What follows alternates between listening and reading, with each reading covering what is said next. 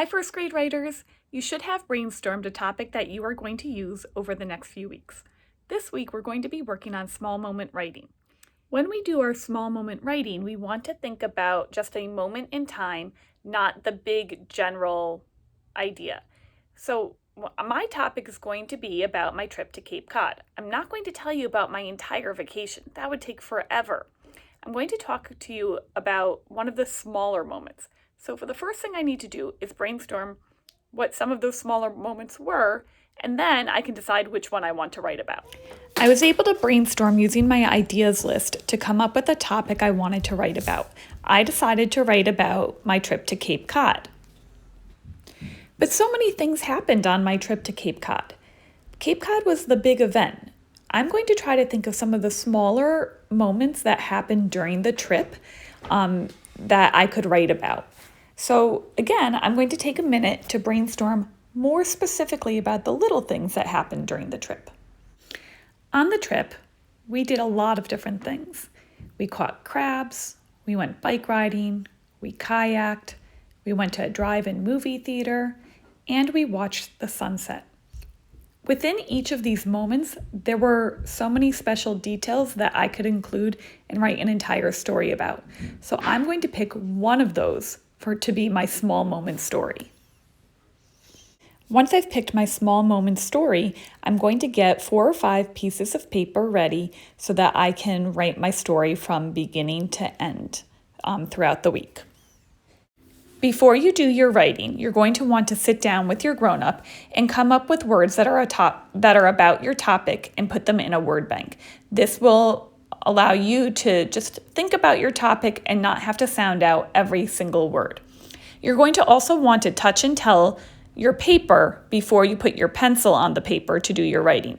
This allows you to really get all of your ideas out without having to erase a lot. You can write introduction as a heading at the top of your page if that helps you organize your writing. When you are writing your introduction, you want to be sure to include where you are, who you are with, and what you are doing. You are not sharing the big exciting parts of your story yet.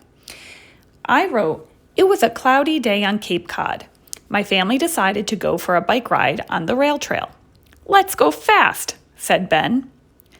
I decided to include some dialogue to bring my characters to life, to make my story a little bit more interesting.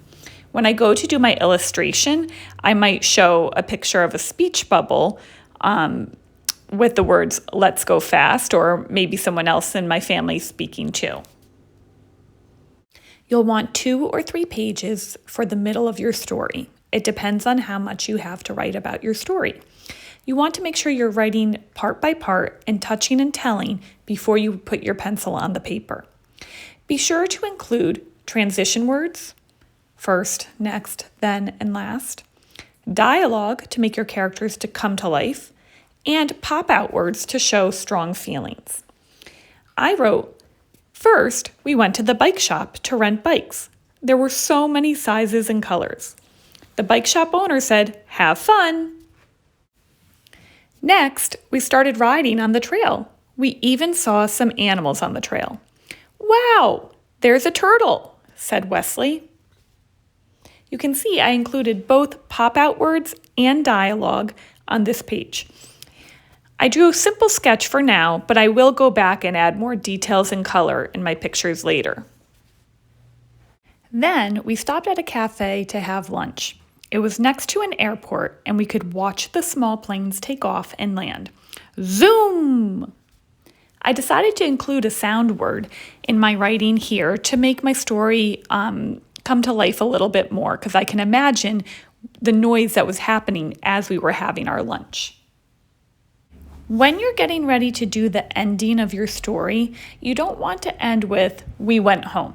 You want to end with how that small moment finished. So I wrote, "Finally, we rode back to the bike shop to return the bikes. We rode 6 miles and had so much fun." A good ending shows some really strong feelings, and that really brings the end of your story together. Finally, at the end of the week, you're going to check your work using the narrative writing checklist. You're going to make sure that you wrote about when you did something. You tried to make a beginning of your story. You put your pages in order and told the story part by part. You found a way to end your story, and you wrote across 3 or more pages. You also added illustrations from your mind onto the page, and so that you had details in pictures and words. And you also want to use labels and words to give details. This will ensure that you are doing your writing like a first grader. I think you're ready to give your small moment writing a try now. I can't wait to read your stories and see what you've been up to.